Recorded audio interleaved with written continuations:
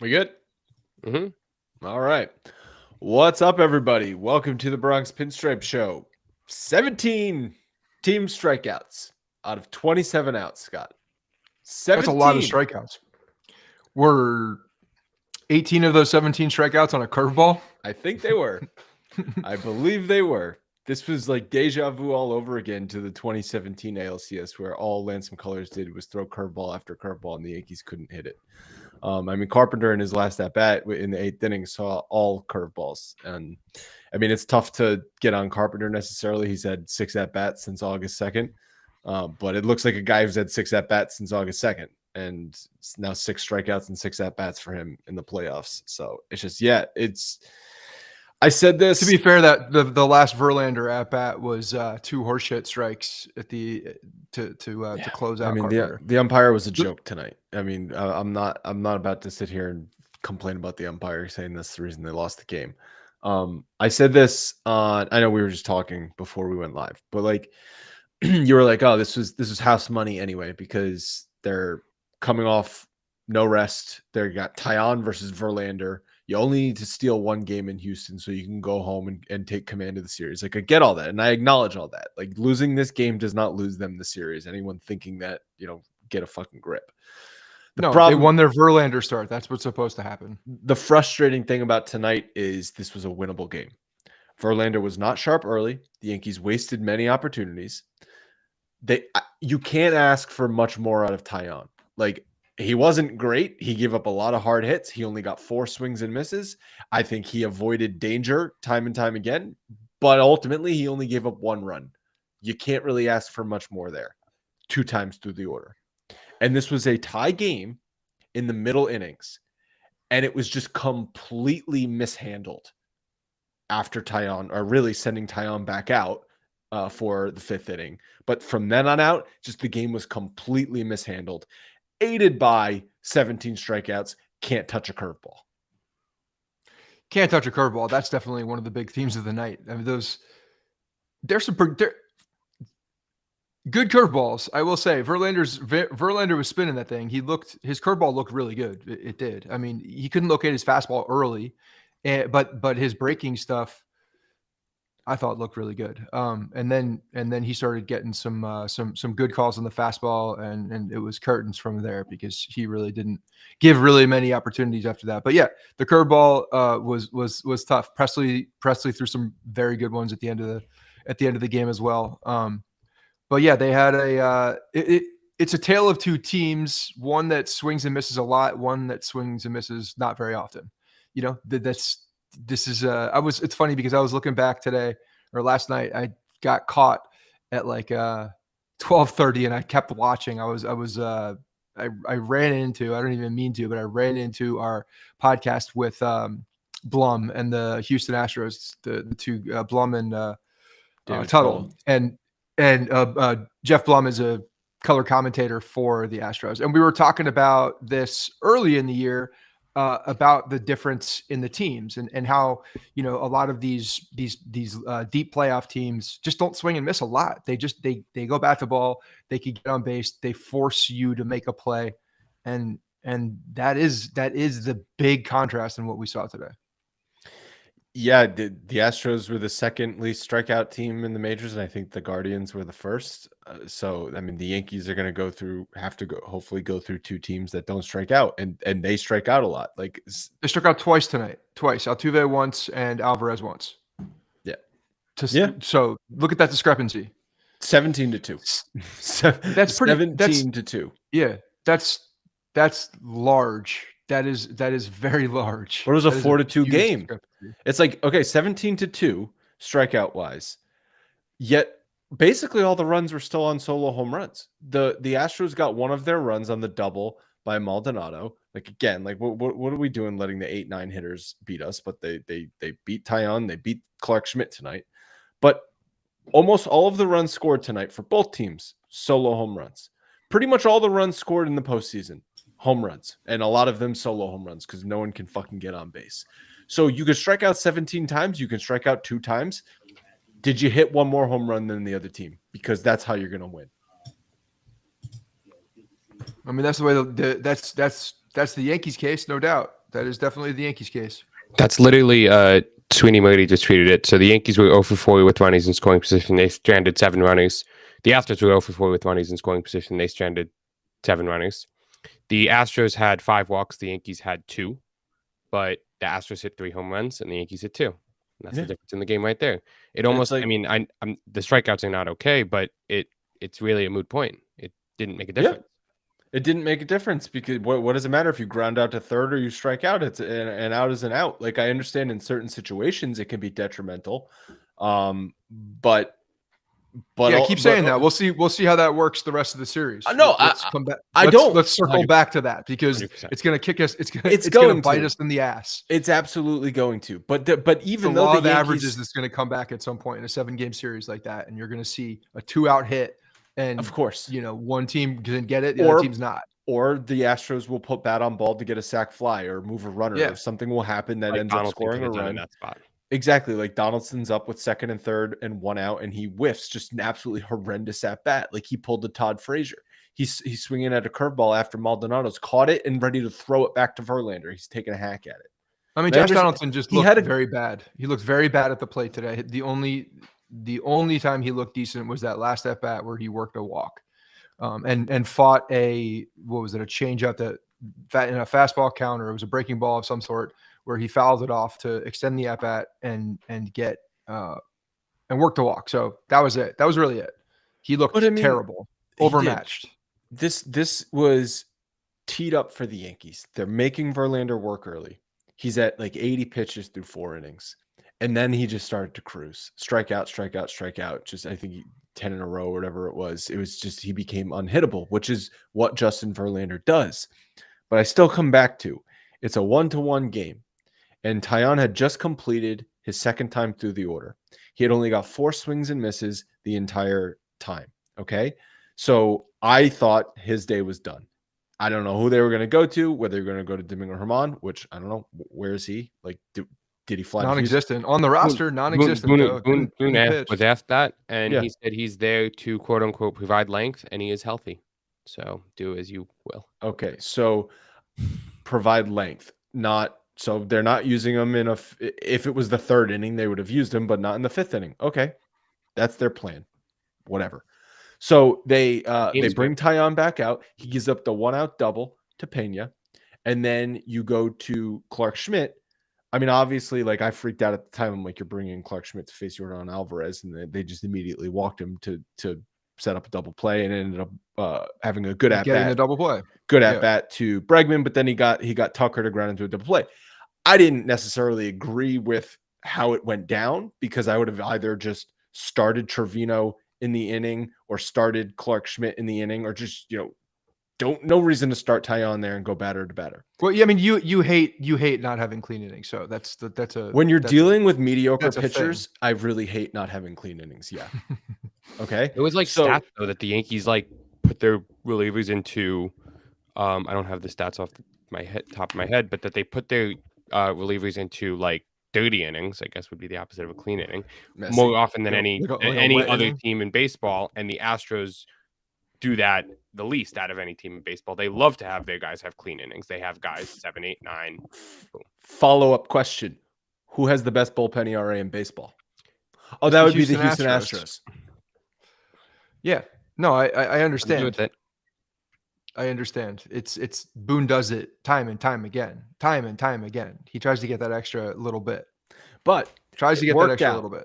It worked out. It did work out. It was a hell of it was a good pitch and a good turn. It was perfect. Clark Schmidt overcame his manager in that situation and got the double play ball. Then he comes back out for the next inning. Unnecessary when you have Trevino, who's a much better short inning, high leverage situational guy than Clark Schmidt is, ready to go. And Clark Schmidt gives up the 2 home runs. I know Clark Schmidt had been really good against righties all season, and he gave up the 2 home runs to righties. He was facing right-handed batters, but this is the ALCS, and it's the Houston Astros. Where were they? Really good. Who were the home runs? Remind me again. Where was that in the order? Was it the bottom of the order? It was Gurriel, who was at 6, and Chaz Mac, Michaels. I mean, I'm not calling 6 bottom of the order, but McCormack's at the 8. He's the center fielder. So he yeah. Okay, so It was you the go 6th and the down. 8th hitter. Is this a situation that Boone's like bottom of the order, good against righties, gonna stretch Let's this one steal inning some for Clark outs. Schmidt? Let's But is steal that some outs is that in the 6th is that inning of a tie terrible game in then? ALCS Game 1. Is that terrible because of the righty situation? Because of the splits at that point with the bottom of the order? It's On not paper. it's not egregious, but it's also not it's not the optimal play, and the optimal play was right there for them. Trevino did not pitch yesterday. Right, and he was pitched ready to anyway. go. So that's the thing that pisses me off is that he did came pitch. in right after that. Yeah, He's if he ready to didn't go. pitch, if he didn't pitch and you went right to Miguel Castro and then Castro went 2 innings and we're like, okay, I know what's happening here. We all see what's going on here. But they did use Trevino. So at that point, why not flip them? I'm with you on that. They had a plan. They weren't going to use their big guys. And if like, No. I could see them being like, we have a lead, maybe we get, Trevino's like, he's either going to be used to get out of a jam or, maybe if there's a save op, maybe they use Loizaga for the 1 inning save, but like, weren't going to use Wandy, weren't going to overextend Loizaga. They were short down there. So it's like, all right, if they Scott said, they used Trevino. overperformed, yeah, if they overperformed, if they came out and played out of their minds with those players and they stole one, then that's what then that was just going to happen. They weren't going to position themselves to win it. You shake your head all you want. That's what was happening, right? Like that's what was happening. We all acknowledge that. So tomorrow, you don't think that's frustrating? It is frustrating. I understand. But I also understand. Hold on a second. I understand that tomorrow of these 2 games in Houston, you absolutely have the best opportunity to win with Severino on the mound and a bullpen that's more rested with a day off in front of you going home. Because if you steal 1 game in Houston, look macro here, you steal 1 game in Houston, you have Cole and Nestor lined up for at home. You're in a good spot, in a very good spot. You are. So, but the frustrating point about today is that they were in the game, which is ironic. It's ironic. It's ironic, but they were in the game on a Verlander start in the 6th inning. If it's a 4-0 game or a 4-run game in the middle innings, use all your trash relievers you want. Have Frankie Montas go out there and pitch 100 pitches for all I care. Okay, but that's not the situation. It was a tie game in ALCS Game 1. I understand that you only need to get all the things you just said are true, but that kind of goes out the window when you're in a tie game of ALCS Game 1 and it's the 6th inning, doesn't it? Don't you try and win that game? What happens if Luis Severino gives up 6 runs in the first inning tomorrow? Or for sure, if you score 6 runs in the first inning tomorrow. We saved all our big relievers and don't need them. Yeah. You don't play for tomorrow in the postseason. I understand what you're saying. I'll play devil's advocate just to have a conversation about it, okay? Because if you are to go now, you 1-1 game and you bring in Loizaga, he throws an inning and a half, whatever. Then you're going in with another high level Wandy. You're using Wandy which wouldn't have happened, but let's just say you do, and then you lose it in the 9th or 10th inning, and now you're going into Severino. And you don't have your best opportunity now because your relievers are burned. And what could have been your best opportunity with Severino and a deep bullpen after that of your top guys, you don't have because you blew it in that first game against Justin Verlander, which was, Chalk was going to lose that game anyway. So you're playing not to lose. I'm trying to play to win. No, they're playing to like if a guy. This is what happened. I'm not saying this is what I would have done or what, but this is what happened. If this guy outperforms his ability and we steal a win, then we're going to look like the smartest people alive, but we're going to save our guys for tomorrow. That's what's happening. Let's try and look like the smartest people alive. Maybe they'll start Domingo Germán in an opener situation and piggyback with Luis Severino tomorrow. Maybe that's why just for 2 outs. 2 outs. Maybe he's only going to pitch to Altuve. Domingo Germán's only going to pitch to Altuve leading off the game tomorrow. He'll throw him a first pitch strike and Altuve will swing at it because that's what happens every single time Altuve is up there. But So why don't starting pitchers have to get 3 outs or face 3 batters? They do. The starting pitcher does? Mm-hmm. Every pitcher. Are you sure about that? Even the starting pitcher? Unless he, my arm. Well, yeah. Yes, that. So I want to talk about a couple of other things. So we can talk about the roster and then what they did with the lineup. I want to get your thoughts on it. So they added Montes, Greg Weissert, and Peraza. So Peraza's there. Obviously, Aaron Hicks is off. He's having a Why knee not just throw surgery. Weissert today and really go in on this strategy? Yeah, right. Marwin Gonzalez is off. Hicks obviously off, and Lucas Licky off. So they swapped Lucas Licky and Greg Weissert, and they added an extra bullpen guy by adding Montes, and they added Peraza, and they ended up starting IKF back at shortstop. So they deemed Oswaldo they didn't want to start him at shortstop, and they didn't start him in left because Stanton was in left field. They gave him an opportunity to get Carpenter at DH, which today's probably going to be the last time that happens because he's 0 for 6 with 6 strikeouts in the postseason. But they go back to IKF at short instead of going to Peraza. I'm not saying I agree or disagree with it. It's just, what do you think? I mean, it's fine. I don't know how you have a guy play shortstop, whether you like him or not, how you gotta have a guy play shortstop your entire season and then just completely abandon that exact thing for the playoffs. When you've done this the entire year for a guy that wasn't even on the ALDS roster. So it doesn't surprise me at all. And I don't Doesn't mind surprise the move. me.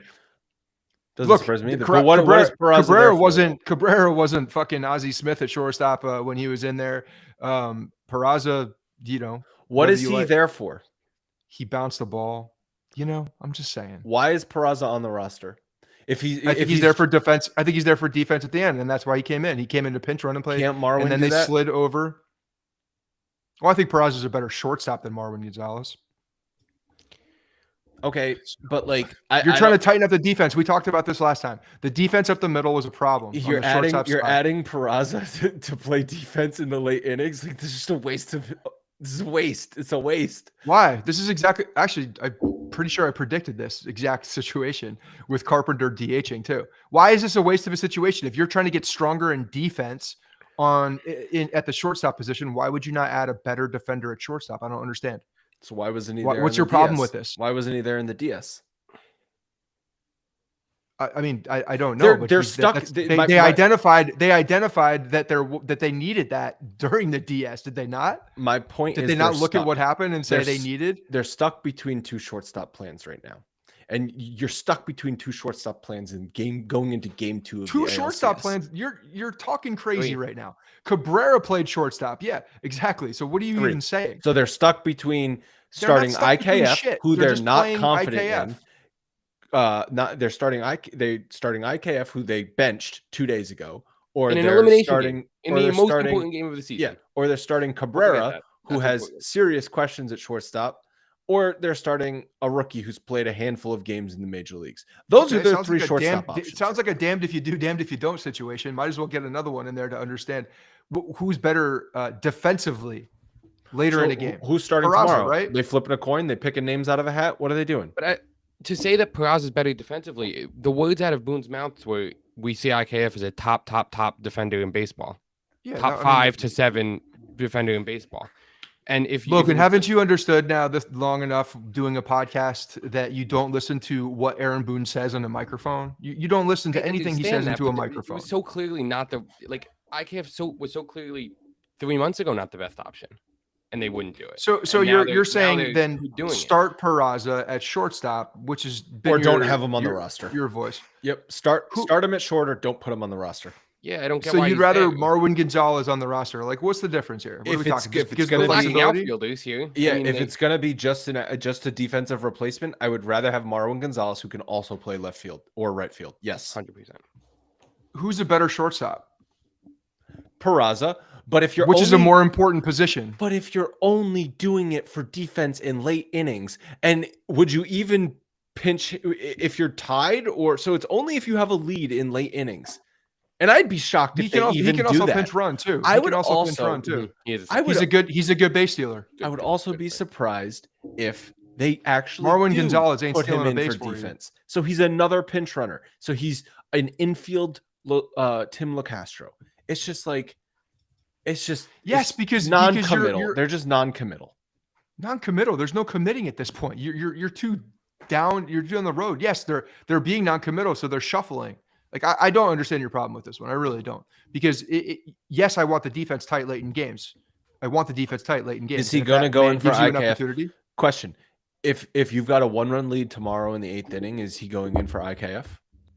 No, but there's a possibility that Josh Donaldson, who's been a fucking black hole at the plate, that doesn't get a. Who's a better third baseman? Who's a better third baseman? You're Donaldson or IKF? Stop being stubborn for a second and listen to my point. You're not having Josh Donaldson on the base path late in the game. So if he's on the base path or he's up at the plate, there's an opportunity for you to pinch hit. Then you need someone to go over there and play third base to play defense. Who else is playing defense besides Josh Donaldson at third base? IKF. He's the only one. So you better have a shortstop that is going to be able to play. You can't do it with Cabrera because you might need a left fielder, just like you said. So if Donaldson is the liability that we all think he is, you better have a solution for him late in games if he's not on the base path or not at the plate, right? And IKF is the only one that goes over third. LeMahieu's not here. Marwin Gonzalez doesn't play third base. So you have more optionality with that. You're not pinch running Donaldson if you're leading. Why not? Because you want to keep him in for defense because he's your best third baseman. IKF is a Gold Glove third baseman. He's not better than Donaldson. He's a Gold Glove third baseman, and maybe Peraza goes in there and tightens up the whole left side. Maybe IKF and Peraza is better defense than Donaldson and IKF. I don't know, but I'm pretty confident. And you're getting speed on the base path. Not better defensive third baseman than Donaldson. Donaldson's been one of the top defensive third basemen in baseball this year. That's fine. Was Josh Donaldson playing when IKF won also, the third base? IKF won the Gold Glove, which is the biggest bullshit award in baseball, in the biggest bullshit season of all time in 2020. Okay, so it doesn't count. So no, he's got a COVID glove. He's got a latex glove. Yeah, is what he's got. A Dusty Baker. He's got a Dusty Baker. He's got a Dusty latex glove.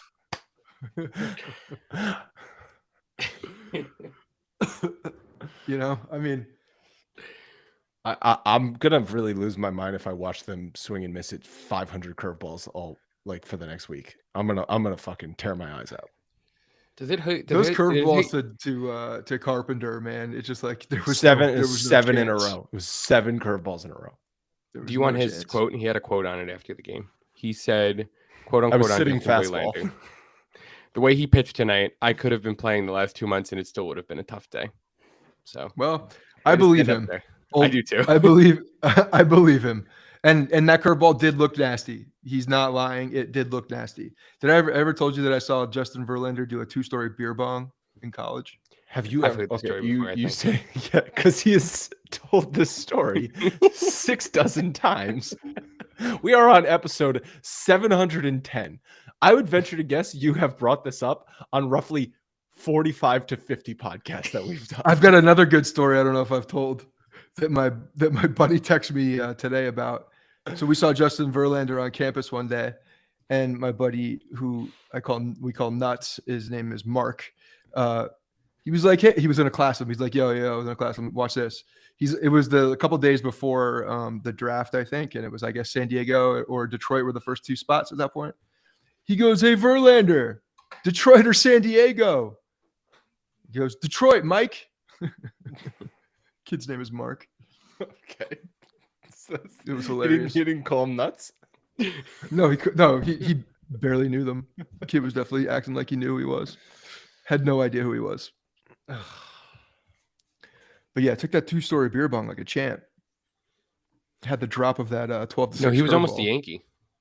Mm-hmm. They didn't want to sign him for a year. They didn't want to pay him because they thought he was done. He's only won 1 Cy Young since then. $30 million, I think. And then gonna win a second Cy Young. Since then. Yeah, it would have been nice. Imagine the series. He's got a rubber arm, man. Oh. He's got a new rubber arm now. Stanton in left field made a nice play after not misplaying. It was a tough play in the first. It was a tough play. I'm not sure he makes that play if he's been out there for. But it just highlights how much they miss Benintendi's glove in left field. Like this left field has been such a train wreck all postseason, and Benintendi. How about Benintendi striking out 17 times and missing Benintendi's bat too? Yeah, missing his contact. Yeah, I mean, people were crushing. I saw people crushing. That's a different dynamic. I saw people after Montes gave up the home run. I saw people crushing Cashman again for the trade deadline. And it's like, obviously the Montes thing, I think, is definitely a second guess because he was injured when you acquired him. Bader has been tremendous, like 4 home runs in the postseason. Like I was gonna say, like, couldn't have worked he's a out genius, any better. then he's an idiot. He's a genius. You're a genius. And now it's you're an just, idiot. I really do think it's bad luck with Benintendi because I know he wasn't playing great when he went down, but you got to assume he would have started to hit better. And he did start to hit better. Yeah, he did. And his defense was always good. It's a different series in if he's playing left field in the Cleveland series, you win that series potentially in 4 games because you don't have the debacle in game 2 in left field. And it's like, man, to have his glove, and I know it would mean Stanton is always DHing, but again, like that's fine because you such still an have elite defensive outfield with Benintendi, Bader, and Judge. Judge makes the amazing play in the first inning. I mean, that outfield would just be potentially the best defensive outfield in baseball if you had that right now. Overshadowed that. Thank you for bringing that up. Forgot about it. I don't know how you could forget about that. I mean, again, that's another reason why Taillon, you don't keep riding with him. He's a Judge dive away from being pulled in the first inning. Yeah, well, that would have made you feel better, at least, right? For the way that the outcome of the game, if that happened. Hell of a catch. I mean, unbelievable catch. Fully outstretched, 6'8". When that ball was hit, I'm like, that's a gapper, no doubt. No doubt about it. And then you just added an inch. 6'7", 6'8", 6'8". Yeah, he's 6'8". I'm giving him 6'8". He Just make him 6'9". I heard 280. He's not going to be 280. 7'2". He's going to be 6. He's going to be 7'2" by the end of the series. I don't know. What is he? 320 pounds. What is he listed as? They Costas, I think, had him at 270. 280. 282 he's listed as. 6'7", 282 on Baseball Reference. 282. Nah, he ain't 282. He ain't muscle, 282. baby. It's muscle. Stanton's like 15 pounds lighter than him. Though. Muscle's heavier. Muscle's heavy. Yeah, muscle's heavier than fat. Yeah, Judge. He's Stanton's 6'6", 245. He's got. Judge has thick thighs, thick ass. Wait, you say Stanton's 6'6", 245? Yeah, he's 35 pounds lighter according to Baseball Reference. No. Stanton's lean though. Stanton's a little leaner than Judge. Little. Yes, he is, but not 40 pounds. Yeah, I don't think he's 40 pounds leaner. I mean, those weights are all bullshit. David Ortiz was listed as like 215 for a while. It's probably because he came up at 215 and nobody changed it. So Stanton's probably been listed at 245 for 7 years. I guess. David Ortiz is 230. It's really, you can't really go back and check weights per year. They don't keep track of that, do they? Pablo Sandoval would have been the best, just like going up and down, up and down. All right. Well, but yeah, it just shows how that. So guy... I mean, obviously, I'm pissed about today's game again because I think it was a winnable game, but I by no means think this means the series over. Again,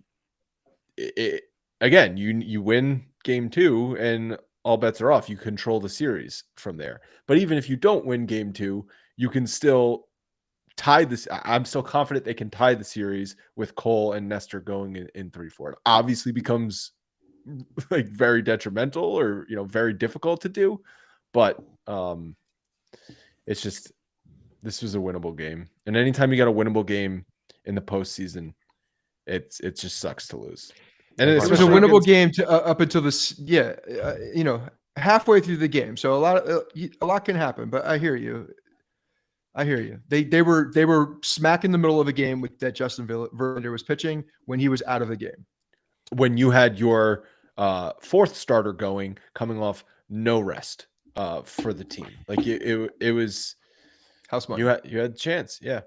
And it's just, I mean, the Astros have dominated the Yankees this year. The Yankees, the only 2 games that they've won this year were comeback wins, so they've never led against the Astros in a 1-0 lead today. No, but they immediately allowed the tie. So the Astros took an at-bat behind in today's game for the first time this season. Okay, fine. Do you want to talk about the pitching crew tomorrow? That's the second. Stats, yeah. Why is Montas on this roster? That's a good question. So they must see a lane for him. That's what Michael K said, and I'm gonna go with it. So Framber, he started 1 game against the Yankees this year. That was the one at Yankee Stadium, the Aaron Hicks walk-off. He gave up the 3-run homer to Stanton in the first, but he went 6 innings, 2 hits. 3 runs, 3 walks, 7 strikeouts. Severino, had 2 starts against Houston this year. Very, very similar. 1 at home, 6 innings, 5 hits, 3 runs. 1 on the road exactly 1 week later. That was how, do you remember when they went to Houston? It was like the week later for that one game. June 30th. 6 innings, 3 hits, 2 runs, 2 walks, 4 strikeouts. They lost both of those games 1-4-2, 1-4-3. And keep an eye out because Stanton is 4 for 8 with a double and a homer off of Framber. Everybody else that's faced him, not very good. Look for Higgy to get the start tomorrow. Trevino's 0 for 10, and they've been Who doing did Higgy did Higgy catch Severino last outing? He did, yeah. Yep. So expect that. I also want to see Bader moved up in the lineup. I think they would put him at number 5, but I would actually be okay putting him leadoff and putting Glaber 5. Someone asked me on Twitter, and I'll ask you again. Sorry for not remembering who asked me, but did they have the balls to do exactly what you're talking about tomorrow and put Peraza at short, IKF at third base, and bench Donaldson? I don't think they have the balls to do it. Nope. I think IKF rides the bench if But- Peraza starts at short. But I think you've got to move Donaldson down in the lineup. I mean, he absolutely crushed you. That at bat with 2nd and 3rd and 1 out and just a pathetic strikeout. Absolutely crushed you today. So why do you want him still there? I mean, look, you're saying that Donaldson I'm not saying is a better I want glove him than, there. Hold on. You're saying Donaldson's a better glove than IKF. Like, I'm not going to dispute that right now because IKF just hasn't shown anything, but he did win a Gold Glove at third base. That's probably his better position. It is his better position. Understand that he hasn't had the reps there as much. So, but you're not losing that much defensively with him at third base. Why not try to, or maybe it's Peraza or Cabrera, one of the two playing short, and try to add a guy in there that can, make more contact, to make something happen on the base paths. Add a little bit more speed to the lineup. I'm not opposed to it. It's not crazy. It's not. I'm not opposed to it. I just don't think they'll do it. And I also think that Donaldson to IKF, that's a wash offensively, but you're downgrading defensively. They're both automatic outs, and you're losing a little bit today. They're both automatic outs, and you're losing a little bit defensively. Do you guys think they keep Carpenter in the lineup against the lefty tomorrow? No. Carpenter's not starting. Not against a game. lefty. This was Carpenter's last start. He's 0 for 6 with 6 strikeouts. 6 at bats. We're going to judge him at 6 at bats. He didn't have a live at bats. I'm not lie. Yeah, in fact, exactly. I would feel a hell of a lot more confident with him now because he's gotten 6 at bats under 100%. That's what he said today. He said it. Yeah. I was terrible, but if you try and take a positive out of it, I saw a lot of pitches. Yes, he did. So. He did seal up. He worked the count. He always has a and good at bat. that's a good thing. Well, yeah, I mean, Stanton's not going to His start. swing is so looping up and down. It just makes it look worse when he swings and misses at that 12-6. It's like a full circle, like the ball and his swing. Stanton's not going to start at Yankee Stadium in the outfield. So, well, that's why you want to do it tomorrow one more time, or I would start Stanton. I would start Stanton again. I guess if you're starting Stanton again in the outfield, then Carpenter. You're going Carpenter against a lefties. Against a lefty. He's your best DH option unless you want to. Then you do Cabrera in left and Stanton DH. Logan, can you look something up fast? What was Carpenter early in the year against lefties? Yeah, he was fucking mashing everyone. I mean, he was mashing everyone, so it's probably going to be skewed. I mean, I could look at his regular season splits because he had like a 700 slugging against everyone. He was better against lefties, actually. Yeah, he hit in 20 games. 33 at bats. He only had 33 at bats against lefties, though. 333, 421, 849 slug, 1.270. 849 slug. Yeah, I mean, he had a 684 slug. The numbers were silly early in the year for him. He had 100. He had basically 120 at bats that he was. That's all it was. It was 120 at bats. They were glorious. 47 games. All right. Hey, not the end of the world. We got Severino on the bump, fully loaded bullpen. Garrett Cole on Saturday. Just get it back. Garrett Cole on Saturday. Just win tomorrow. Win tomorrow. This is a totally different mood. You get 5 innings out of Severino and you empty the bullpen to win tomorrow. That's what you do. That's the lane, as the Yankees like to say. The whole lane thing is fucking annoying me. It's getting to you. Is it getting to you? It's exactly how they got his bullpen. No, I'm so sorry. It's annoying. It's so predictable, and it's so. If I could And figure it out, and Logan, just you the other keep saying team, it too. You keep saying it. And I'm as right, like though. Joe But I'm Girardi, right. like Joe Girardi, like Aaron Boone. I know. I know. You're just repeating what they're saying. No, but I'm not even repeating what they're saying. I'm like, oh, Wandy's gonna come in and face these 3 batters for the 5th day in a row. Obviously, yes, that's what they're gonna do. Mm-hmm. Mm-hmm. They love their lanes. They love their lanes. All right. That's why Montas. We will Fucking Montas. thank you to everyone who's watching these live streams on YouTube and Twitter. We definitely appreciate it. Hopefully they're a little bit of therapy session after tough Yankees losses, or a little bit of celebratory after some Yankees wins. Hopefully we get a win after game 2. We will talk to you then.